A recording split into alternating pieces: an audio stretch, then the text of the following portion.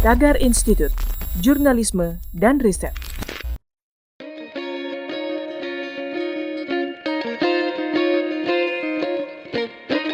Halo Tagarians, para penonton Tagar TV dan juga pembaca Tagar ID, terima kasih Anda tetap setia di YouTube channel Tagar TV. Hari ini saya, Kori Olivia, ingin membacakan cerita pilihan redaktur Tagar tentang sejumlah warga Irak yang merasa hidup dalam ketidakadilan selama 30 tahun, yaitu mereka yang keluarganya menjadi korban serangan bom Operasi Badai Gurun di Amiriah. 30 tahun berlalu, sejak Walid William Esau harus mengidentifikasi sisa-sisa tubuh ibunya yang hangus di bagian belakang truk pick-up. Bayangan itu masih membekas di benaknya. Pada 12 Februari 1991, Esau yang saat itu masih berusia 18 tahun, mengantarkan sang ibu yang berusia 45 tahun, Shoni Samuan Ishak, ke tempat penampungan umum nomor 25, sebuah bunker di lingkungan Amiriah, Baghdad Barat. Lokasi itu menjadi tempat keluarga Esau berlindung dari serangan udara Operasi Badai Gurun yang dipimpin oleh Amerika Serikat sejak awal tahun. Seperti kebanyakan pria lajang saat itu, Esau meninggalkan ibunya di tempat penampungan yang banyak digunakan oleh warga. Saat itulah terakhir kali dia melihat ibunya hidup. Pada dini hari, tanggal 13 Februari 1991, suara gemuruh merobek suasana sunyi. Tepat ketika 2 bom berpemandu laser menghantam beton dan struktur baja, menembus atap bunker dan membakar ratusan warga sipil di dalamnya, hingga tidak dapat dikenali, termasuk ibu Esau, Ishak. Kata Esau, ia mengenalinya karena gelang, mantel merah, dan cincinnya, seperti dilansir Al Jazeera, Sabtu 13 Februari 2021. Ishak adalah satu dari 400 lebih warga sipil Irak yang tewas malam itu. Peristiwa itu menjadi insiden paling mematikan dari korban sipil yang disebabkan oleh Amerika Serikat di Irak. 30 tahun kemudian, tidak ada yang dimintai pertanggungjawaban atas kematian tersebut. Dan para korban serta anggota keluarga mengatakan bahwa mereka telah dilupakan oleh orang-orang yang mereka anggap bertanggung jawab. Setelah serangan itu, Amerika bertahan dengan menargetkan Amiriah, mengklaim bahwa tempat penampungan itu adalah pusat komando militer. Pada saat itu, Amerika mengandalkan satelit pengumpul intelijen, kata Jenderal Bintang 4 Merrill McPeak kepada Al Jazeera. Dengan itu, agak sulit memisahkan warga sipil dari seseorang yang berseragam. Menurut Amerika, bunker itu dibangun sebagai tempat perlindungan serangan udara selama Perang Iran-Irak, dan kemudian diubah menjadi pusat komando dan kendali militer. McPeak, yang merupakan kepala staf Angkatan Udara selama Perang Teluk, mengatakan tidak pernah terpikir oleh pihaknya bahwa itu adalah tempat di mana warga sipil berlindung. Mereka menganggapnya sebagai bunker militer tempat fasilitas komando dan kontrol berada. Menurut McPeak, korban sipil terjadi, ini adalah target militer yang sah.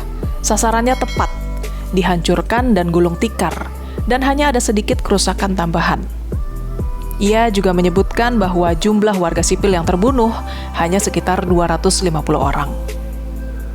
McPeak menyatakan Amerika mengambil tindakan luar biasa untuk meminimalkan jumlah korban sipil selama Perang Teluk. Menurutnya, Amerika harus mendapatkan penghargaan untuk ini, bukan meminta maaf.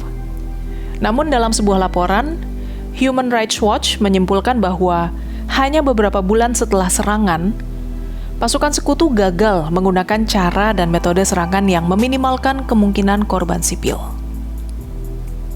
Sementara penduduk Amiriah mengatakan beberapa anggota intelijen Irak terlihat sering mengunjungi gedung tersebut. Keluarga dengan anak-anak juga keluar masuk bunker selama berminggu-minggu sebelum serangan itu, dan memberi cukup waktu untuk koalisi pimpinan Amerika Serikat mengidentifikasi mereka sebagai warga sipil. Seorang saksi hidup lain dalam kejadian itu, Fikra Shaker, berusia 65 tahun, menyatakan bahwa orang tua, saudara perempuan, dan 2 keponakannya bersembunyi di tempat penampungan setiap malam, selama setidaknya 2 minggu sebelum pemboman terjadi. Keenamnya tewas pada malam serangan itu. Tapi hanya tubuh ayah dan saudara perempuan Shaker yang ditemukan. Shaker yang saat kejadian masih berusia 35 tahun, jatuh ke lantai ketika putranya Husham memberitahu dia tentang kematian anggota keluarganya. Sekitar jam 7.30 pagi pada hari penyerangan, Shaker bersama putra dan suaminya bergegas ke tempat penampungan, hanya untuk menemukan api dan kekacauan. Ketika ia sampai di tempat penampungan, ia mendengarkan teriakan orang-orang yang ingin keluar. Jam 7.30 pagi. Namun pada jam 10 pagi, suara-suara itu telah berhenti. Tidak ada lagi yang berteriak. Bagi para penyintas dan keluarga korban penyerangan Amiriyah, mereka merasa menjalani hidup 30 tahun tanpa keadilan. Shaker mengatakan mereka butuh permintaan maaf dari semua pasukan koalisi yang melakukan serangan, kemudian pengakuan atas kejahatan tersebut, dan kemudian kompensasi. Bertahun-tahun setelah serangan tersebut, Presiden Irak saat itu, Saddam Hussein, menyimpan ingatan tentang pemboman tersebut sebagai upayanya menjelekkan negara yang akan terus berperang dengannya selama lebih dari 10 tahun. Rasha Al-Aqidi dari The Center for Global Policy mengatakan, pemandangan mengerikan dari tubuh hangus itu ditayangkan di TV keesokan harinya dan terus berlangsung selama bertahun-tahun. Pada hari peringatan, sekolah menghentikan kelas reguler dan memperingati Hari Penampungan Al-Amiriyah dengan pidato dan lagu kebangsaan anti-Amerika yang berapi-api. Tapi peringatan itu berhenti setelah invasi Amerika ke Irak pada tahun 2003. Di negara itu, pasukan asing sering terlihat beroperasi tanpa hukuman. Amiriyah menjadi salah satu dari daftar panjang serangan Amerika terhadap warga sipil yang tidak dihukum.